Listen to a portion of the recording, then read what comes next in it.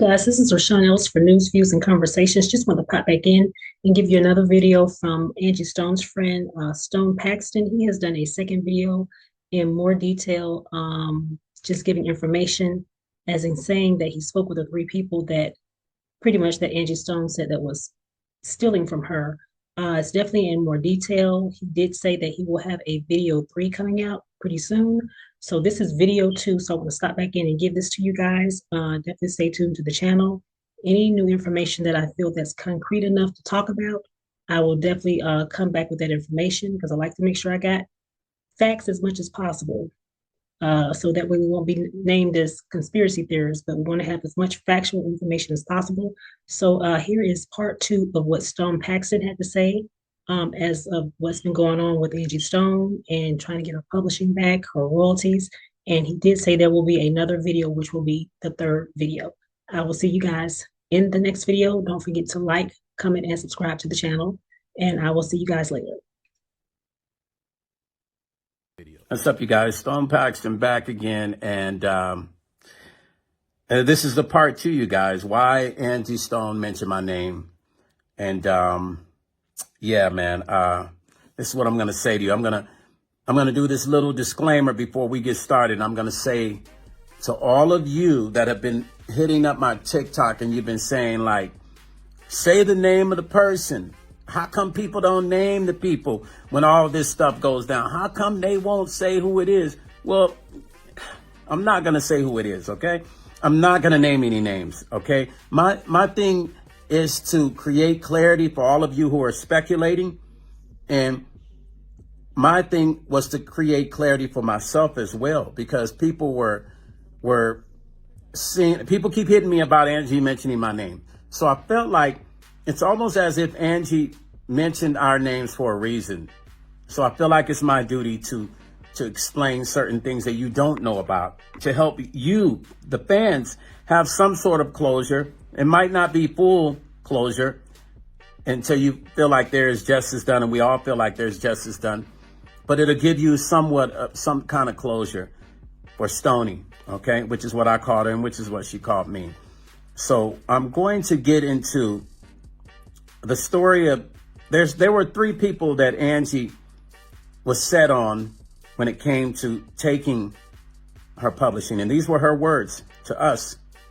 And as we researched the things she felt, we found were true. Okay, so there were 3 people that she mentioned that were once deeply involved with her that she said were taking from her. And as we got deeper into our research, like I said on the last video, those things we found to be true. Let's go deeper into this conversation. There was a gentleman that was a part of Angie, and I can remember the phone call when Angie called me, and she was actually introducing this person to me. And this was before she got rid of the person, right? And she had told the person about me and the team. And this person didn't even want to speak to me on the phone. As a matter of fact, this person was being very kind of, cold with me on the phone, very short with words with me. Very just very cold and short and meticulous in how they were talking to me. And the words, they almost not even really talking to me, would talk over me and speak to Angie while I'm on the phone, while we're in a formal meeting of introduction. This is Stone Paxton. He represents this. This is what Stone's going to do, him and his people, blah, blah, blah, blah, right? Well, this gentleman wasn't really he didn't even want to talk to me. He's just very disrespectful. Just going to call it what it is, right? So after that conversation, I get an email, and it was an NDA, right? And I was like, what is this? Because, we had talked about what we were going to do, right? It was an NDA. And so I hit Angie, and I was like, yo, Stony. I said, somebody sent me an NDA. I was like, what is that about? And she was like, oh, don't worry about it. Don't worry about that NDA. I said, why? I said, why is this? Who is this dude? Right? Because she didn't tell me that this person was helping her on a certain level of, I'm just going to say that, with paperwork and stuff like that. Right? She didn't explain that to me. She didn't disclose that to me. I just thought this guy was somebody that was, maybe part of our circle, part of the whole team. So so she tells me this guy sent the paperwork. She says, "Oh, don't worry about it. Don't worry about it." She says, did he email you? I said, yeah. She said, don't worry about it. Don't even worry about it. I can't remember if it came directly from him or someone else. So she said, don't sign it. Don't worry about signing it. I said, okay. I said, yeah, because that was just kind of weird, Fast forward, she started to tell me that she suspected this particular person had been taking her songs and stealing from her, right? So I was just kind of like, I didn't ask her any questions. I didn't go deep into saying why, what's this guy's position. I just listened to her and I said, okay, so I'll send you the paperwork over so that we can move forward, because I wanted to make sure everything was solid. So I said, we'll send the paperwork over. The team will get the paperwork over so we can make sure that this guy knows that we're representing you. And we did. She signed the paperwork. She signed our agreement and we moved forward. Then we start reaching out to this guy, this said person who had been handling a lot of her business. And so stay with me, you guys, because this story is like a roller coaster. So this said person who was handling some of her business concerning her catalog publishing, and when it came to certain advances and stuff like that, she said this person was handling, right? So all of a sudden we couldn't get a hold of this person. I text this person. They said, who are you? And I told them who I am. And I said, we'd like to talk with you about Angie, about Angie Stone. And we've taken over her. I think I said something like we've taken over the management of her catalog and stuff like that. And we'd like to have a talk with you, the team. And he said, send an email to my office or something like that. Send an email to my office. I'm wording what he probably sounded like, because, I didn't hear him verbally say it, but he texted. So I'm just visualizing the way he said it, because through the text, I could feel that's the way he was saying it, because he already knew who I was. So I felt like he was extending that energy again that he extended on the phone call initially. So I said, okay, cool. He said, and I'll get back with you. So I sent what he needed. I sent the paperwork. We sent the paperwork to him to show him that we had taken over representing her. And he never responded. A month later, he never responded. But the day afterwards, when I initially sent him that message, Angie called me the next day to go backwards, and she said, did he respond back to you? Did he call you back? I said, no, he didn't call back. She said, yeah, he's probably not going to call because he know he busted, right? That's what she says to me. And I said, wow. I said, yeah, well, I'm just going to keep on trying. She said, yeah, he's probably not going to call you, Stoney. I said, well, we're going to keep on trying. I'm going to keep hitting him up until I get a response, until he talks to us. So he never responded via email, and he never called back ever at that time. So we're making it through November, and Angie's going through different situations, and we're talking. There's things that she needed handled, and she didn't want to go on the road. She said, I don't want to go back on the road to have to financially take care of certain things. And I said, well, the sooner we're able to get a calculation of the songs and the value of everything, Ange, then we're able to get you a check, right? So Ange said, well, she said, I calculated, and I'm owed about 50 million between here and overseas. This is what she said to me, right? And I'm only telling you what she said. And I said, okay. I said, well, I mean, I'm sure we can get you in advance. We just need to do an evaluation of the publishing and make sure that everything is in one place so we can evaluate all the songs at once. This is what I say to her. I say, okay, Stoney, we're going to get all that together. So Angie's team in Atlanta and us, and we all came together, and we went on a mission to do that. Now, as we went on the mission to do that, and we're unveiling these things, we start to see these songs in this person's name.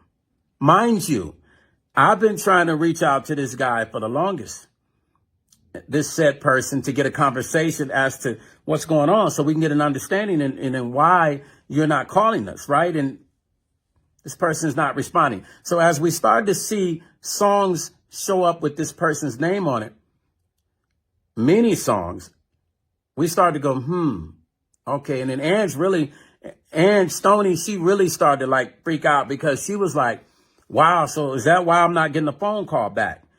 And I mean, you know, if it's black and white, it's black and white, right? If it walks like a duck and quacks like a duck, it's a duck. So I'm kind of at that point, I'm with her like, okay, yeah, this is not making any sense. He's not returning our phone calls. And finally started to get things transferred over in her name. Some of the songs started to move them, and looking up and seeing 10 songs with this person's name on it, 15, 20, 30, and, you know, 40 songs or something like that with this person's name on it, right? And their name on it in publishing. Still no call. We can't get a call. We can't get an interaction. It didn't even matter. This person just never would respond, right? We tried him one more time, and I sent a text. I try to be calculated with the text and say something like, to get him to respond. I think I said something like, hey, sir, we're just trying to figure this thing out with Angie. We just need your help. I said something to, I'd have to look at the text, but I said something to the tone of that, like just trying to say, let me go a little bit neutral. Maybe this guy will respond. He still did not respond. When Angie passed away, the morning she passed away, this guy hit up her family member to give his condolences and literally said, I'm here for you guys. If you need anything, hit me up. I'm here. I thought that was rather insulting. As a matter of fact, I felt like if Angie was here, she probably would have told him a few things. You know what I'm saying? She would have been highly upset. I get a call and I'm told this from the family that he hit. I said, what? They said, yeah. I said, and we start comparing phone numbers. And I said, let me get that number, right? So I hit him up randomly with somebody else on the team on the phone. And he answered the phone, right? And I said, oh, he answered the phone. I was like, oh, cool, we can have this conversation. So he answered the phone. And I said who I was. I said, this is Stone. And I said, who else was on the phone? I said, listen, we're calling about the Angie situation. And the meeting began. So I sit back and I'm listening. And we're going back and forth, and the situation gets heated. And at some point, he actually says, when we're just, you know, saying, my people were talking and they're saying, well, Angie said you were stealing her publishing. He's like, no, I didn't steal the publishing. I didn't take nothing, right? I didn't take nothing. And then I say, well, excuse me, sir, can you just explain why your name is on all of these said songs? Now, remember I told you there's 3 different people that Angie said were taken from her, okay? Those names I will not mention. 3 different people that Angie said was taken from her when it came to publishing. This person was one of the persons she mentioned, right? So he says immediately, I don't have it. He kept saying, no, I don't have it. I don't have her publishing. And I said, well, how do you explain? I said, hey, I'm just telling you what we found. In our research, we found your name on all of these songs. I said, I got a copy of it. I can send you the copy. We got it. We found it, right? He actually says, well, somebody did that. Somebody setting me up. This what he says. And I'm only repeating what this person said. He said, somebody must have done that. Somebody must have put my name on there. Now, granted, there's 2 different names that were on there, right? He had one name one way and he had the other name the other way, and they were LLCs, but they're both his names. They were both his actual names, right? So we're just listening to him, right? And then my people are on the phone, so they start back talking, and we kind of let him talk, and he's just talking, and he's going into all these variables about how he paid for Angie's mother's funeral and all this. He's just going into all these other variables, you guys. And we're just listening, right? At this point, we're kind of just like, let him talk, let him get comfortable. And he started talking about personal stuff with Angie's life. And we didn't want to hear that. We just want to know, where is her publishing? Where is her money at? We didn't care about nothing else. But we let him talk. Sometimes you got to let people talk so they can reveal, because there's a revelation in the conversation, right? So with him revealing, as he was talking, we were hearing what we needed to hear. It got to a point where the conversation got kind of heated, and he was actually saying things like, I don't have to tell y'all shit. I don't have to give y'all shit. Now, these were his words to us on the phone. And the conversation seemed like it was about to go somewhere else. Then it got tapered off, right?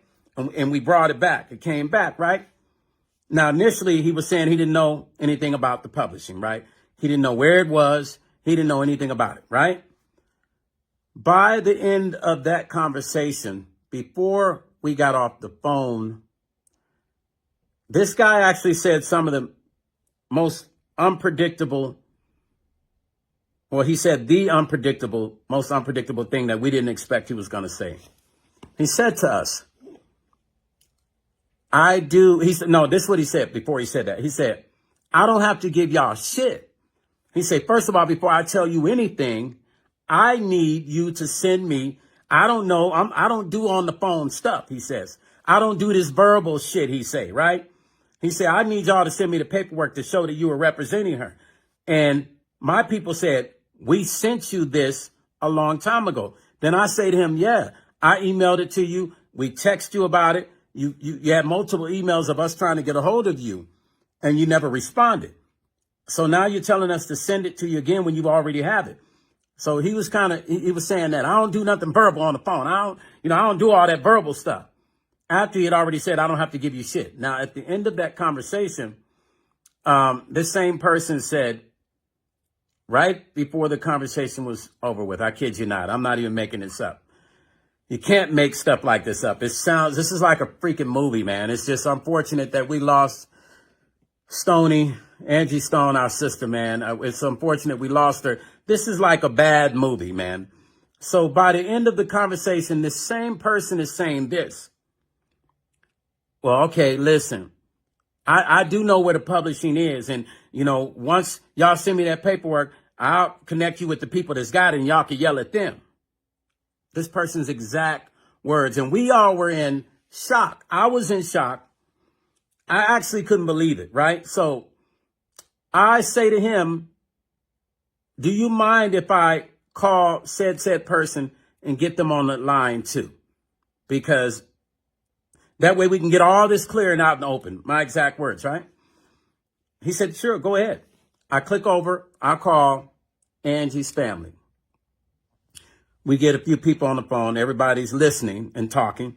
And he starts back talking. And this young lady that's speaking, soon as he heard her speak, he doesn't like her at all, right? At all. Because during our conversation, the thing he mentioned to us also about Angie is, he said, Angie's got all these weird people around her. And I told Angie she need to do non-disclosure agreements with everybody. And then I didn't like this one particular girl around Angie. And I told Angie, I don't like her and I don't really want to deal with her.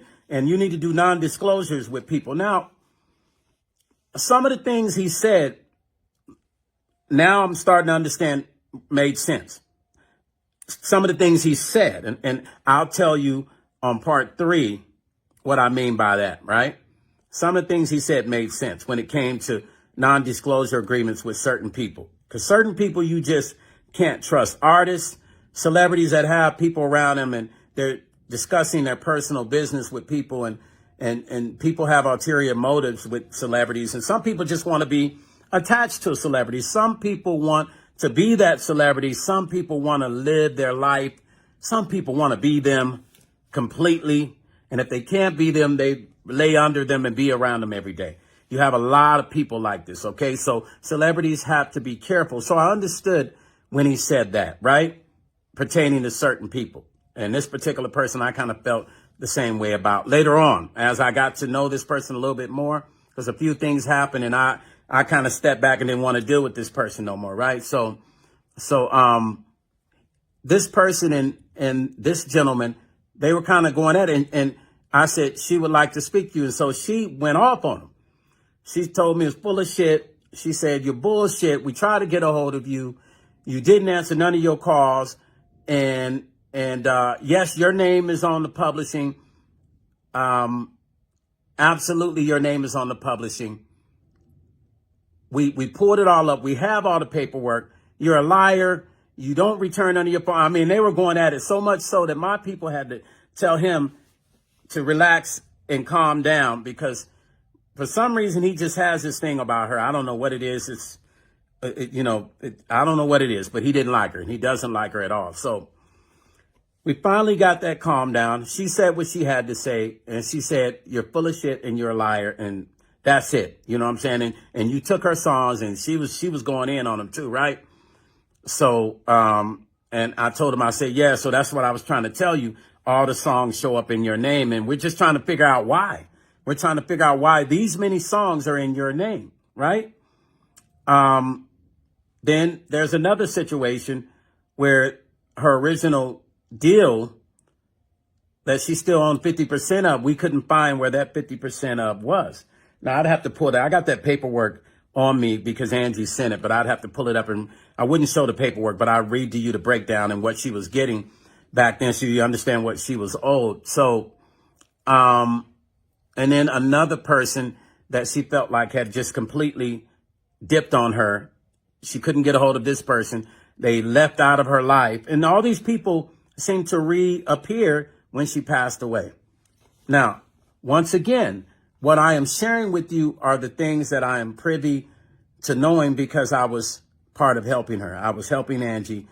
And these things I had to deal with. These things I had to be a part of. These things I had to help figure out how to solve to make things better for her so we can get her some money. It got to a point to where, I wish that everybody that had never met Angie could meet her, because this woman was an amazing lady, man.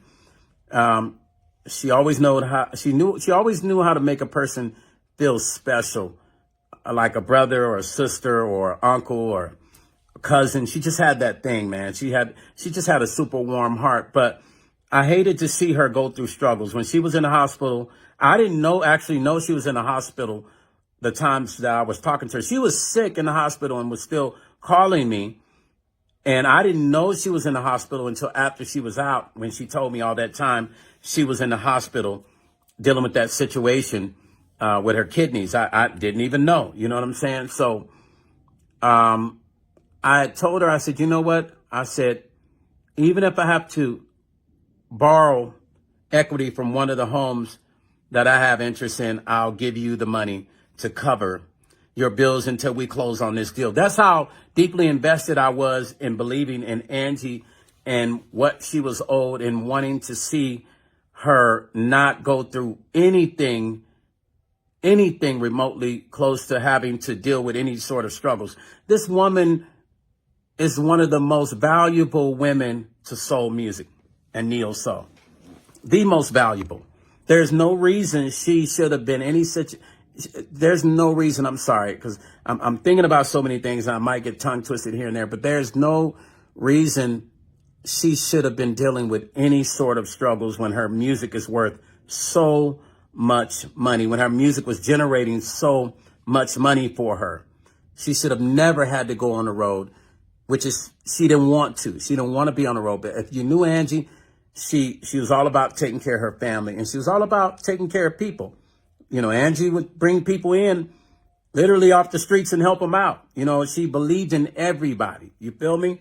So that situation with this gentleman, that was the last conversation he had with us, and the last call was him saying, I know where the publishing is.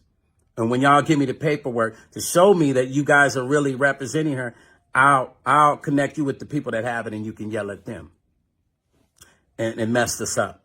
And we ended that phone call in complete disarray as to what had just happened, because it was shocking to hear, after hearing the person not talking to you, not responding, only to finally get a hold of them, had to trick that person and call them and get their new number and call them, and they answer, and we forced the meeting. That was pretty much a forced meeting, to only hear the person act up and very rude with you in the beginning, only in the end of that conversation to say they know where the publishing is.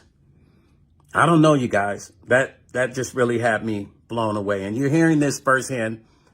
Once again, I'll say this is not something that I went on YouTube and brought to you from somebody else's channel. It's not something that someone told me and I'm sharing with you. I'm sharing this information from my experience, my conversation, and helping bring Angie's situations back to her norm is what we were trying to do, and get her money funded in her hands and in her bank, and her family smiling, her happy, like she should be, and enjoying her life like she should have been. Okay? So that's why Angie Stone mentioned my name, you guys. And I'm going to do a part 3 to this, because there's so many levels to this, man. There's so many levels to this, man. I mean, I could literally go on forever, but I'm not going to. This is part 2. Part 3 is coming, you guys. I'm going to talk about this accident, and I'm going to mention a name, a couple names, but I don't know, man. Leave your comments. Tell me what you guys think. I'm just giving you the truth. I don't use the word receipts because I don't believe in that. I just believe in, what is the truth or what isn't the truth. And that woman was a great woman, and she made a lot of money, and she deserved to enjoy her money. She deserved to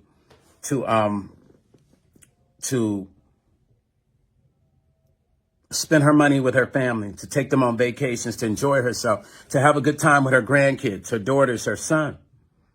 She didn't get a chance to really live her life in peace like you see white celebrities when they retire. They get to enjoy their money. Why do our black artists, they don't get to retire or go out in peace with a historical situation attached to their name, living nice, vacation, property, just peace, no struggle? Why do African-American artists always have to, this is the narrative as far as how their lives always have to end when they're in the music industry? There has to be a deeper answer to this, and we know the answer to it, but something has to be solution for this, because nobody deserves for their life to end in the way of where they work so hard and they're not able to benefit off of their publishing. They're not able to enjoy their family and allow their family to really enjoy and reap the rewards of their labor. They shouldn't have to wait until they pass away for something to be fixed. They should not have to wait, and their families shouldn't have to wait till they die for them to receive something, for them to feel the warmth of what their family member contributed to the world. Yeah, you guys, Angie was, she was an angel. And the more and more I think about this, I see that she mentioned my name and my brother's name for a reason. She wanted us to continue her mission. And I will do everything that I can do to keep her legacy alive on my side, through myself and the people I know and other artists, and helping other artists like I've always done, like Angie does. And through my own personal life and my music, I will do everything I can to keep her legacy alive, you guys. Part 3 coming, you guys. Thank you for all those that have commented on the last video. And part 3 coming. I'll talk about this accident. We're going to go deep into that. But peace and love, you guys. Stone Paxton, and I'm out. Take care.